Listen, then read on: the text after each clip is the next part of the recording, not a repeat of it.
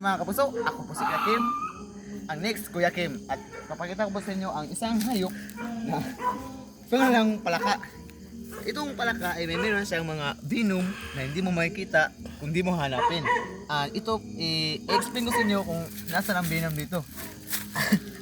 Ang palakang ito ay meron siyang galamay na para bang, hindi ko alam kung ito ay tawag dito ay graficant movement.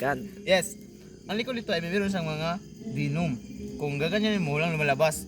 Pag gaganyanin mo wala din. Ay, pagbangi na sa Malalaman natin ang palaka, lalaki at babae. Kapag ginanon mo ang kanyang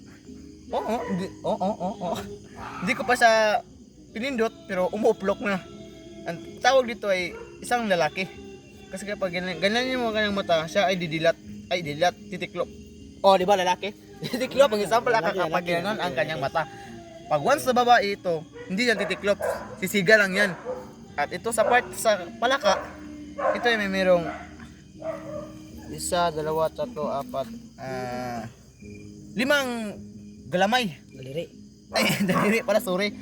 Ito po ay, at yan lang po ang aking may expense inyo. Follow nyo ako kasi Kuya Kim, ang next Bubbles, JMA News. Tapon natin to.